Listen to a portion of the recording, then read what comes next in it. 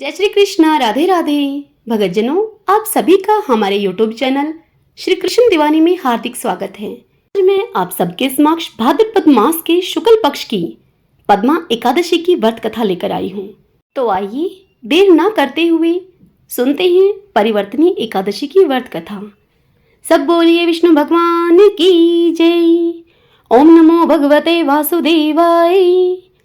भगतजनों, इस एकादशी को पद्मा, परिवर्तनी, करवटनी कई नामों से जाना जाता है।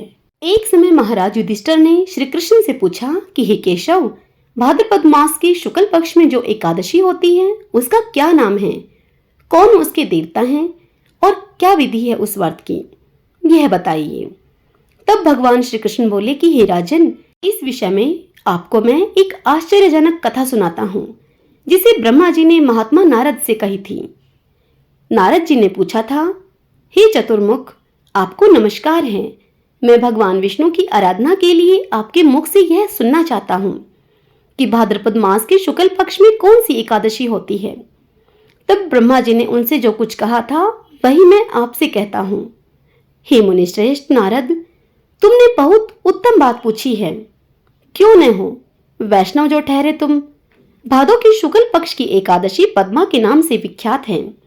उस दिन भगवान हर्षिकेश की पूजा होती है। यह उत्तम व्रत अवश्य करने योग्य है।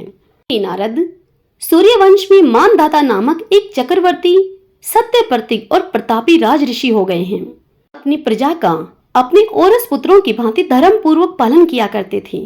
उनके राज्य में अकाल नहीं पड़ता था, मानसिक चिंताएं नहीं सताती थी और व्याधियों का प्रकोप भी नहीं होता था कि प्रजा निर्भय और धन धान्य से समृद्ध थी।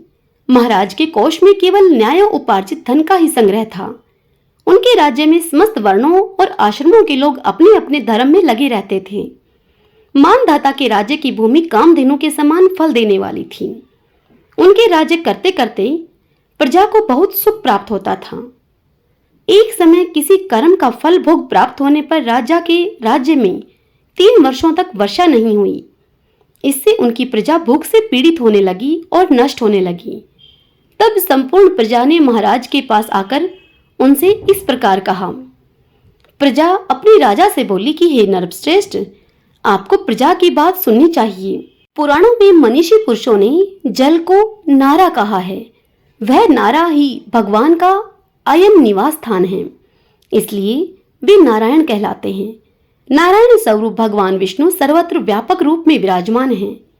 वे ही मेघ स्वरूप होकर वर्षा करते हैं। वर्षा से अन्न पैदा होता है और अन्न से प्रजा जीवन धारण करती है। हे नरश्रेष्ठ, इस समय अन्न के बिना प्रजा का नाश हो रहा है। अतः ऐसा कोई उपाय कीजिए आप जिससे कि हमारे योगक्षेम का निर्वाह हो सके। यह सब सुनकर राजा ने कहा कि आप लोगों का कथन सत्य है, क्योंकि अन्न को ब्रह्मा कहा गया है।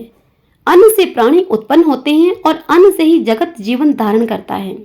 लोक में बहुधा ऐसा सुना जाता है तथा पुराण में भी बहुत विस्तार के साथ ऐसा वर्णन है कि राजाओं के अत्याचार से प्रजा को पीड़ा होती है, किंतु जब मैं बुद्धि से विचार करता हूँ तो मुझे अपना किया हुआ कोई अपराध दिखाई नहीं देता। फिर भी मैं प्रजा का हित करने के लिए पूर्ण प्रयत्न करूंगा। ऐसा निश्चय करके राजा मानधाता इन्हें गिने व्यक्तियों को साथ में लेकर विधाता को प्रणाम करके सघन वन की ओर चल दिए। वहां जाकर मुख्य मुख्य मुनियों और तपस्वियों के आश्रमों पर घूमते फिरते रहे। वह एक दिन उन्हें ब्रह्मपुत्र अंगिरा ऋषि का दर्शन हुआ।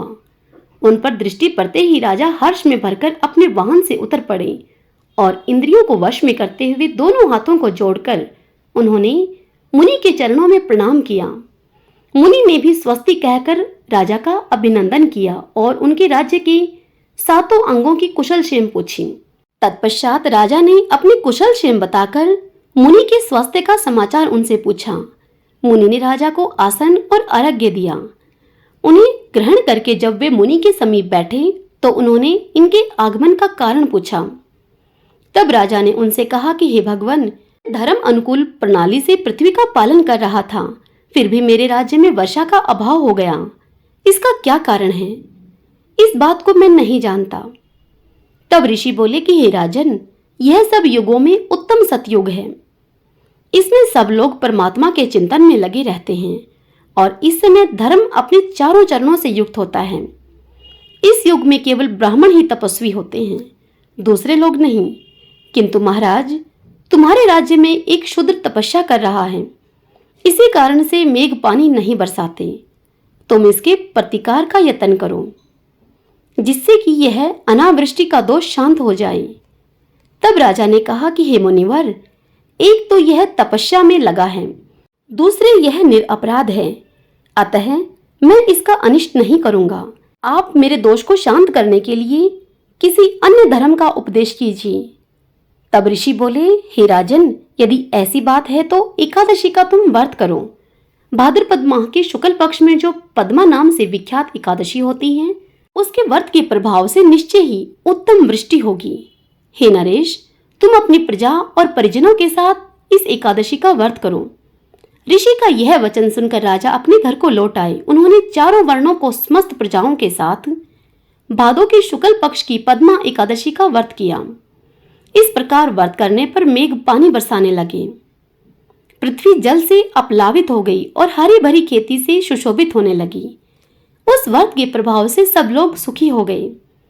भगवान श्री कृष्ण कहते हैं कि हे राजन, इस कारण इस उत्तम व्रत का अनुष्ठान अवश्य करना चाहिए। पद्मा एकादशी के दिन जल से भरे हुए घड़े को वस्त्र से ढककर दही और चावल के साथ ब्राह्मण को दान देना चाहिए। इसी के साथ छाता और जूता भी दान देना चाहिए। दान करते समय निम्नांकित मंत्र का उच्चारण करें। नमो नमस्ते गोविंद बुद्ध श्रवण संज्ञक अघोग संशयं कृत्वा सर्व सौख्य प्रदो भव भुक्ति मुक्ति प्रदर्शच एव लोकानां सुखदायकः। अर्थात बुधवार और श्रवण नक्षत्र के योग से युक्त द्वादशी के दिन बुद्ध श्रवण नाम धारण करने वाले भगवान गोविंद, आपको नमस्कार है, नमस्कार है। मेरी पाप राशि का नाश करके आप मुझे सब प्रकार के सुख प्रदान करें। आप पुण्य आत्मा जनों को भोग और मोक्ष प्रदान करने वाले तथा सुखदायक हैं। हे राजन, इसके पढ़ने और सुनने से मनुष्य सब पापों से मुक्त हो जाता है। सब बोलिए विष्णु भगवान की जय। ओम नमो भगवते वासुदेवाय। भगतजनों, यह व्रत कथा यदि आपके लिए उपयोगी सिद्ध हो तो इस वीडियो को लाइक करें और कमेंट बॉक्स में ओम नमो भगवते वासुदेवाय लिखिए। और यदि आप मुझे पहली बार सुन रहे हैं तो हमारे इस चैनल को सब्सक्राइब कर लीजिएगा, बेल आइकन वाला बटन भी दबा लीजिएगा ताकि आपको आने वाले नए वीडियोस की जानकारी मिल सके। जय श्री कृष्णा, राधे राधे।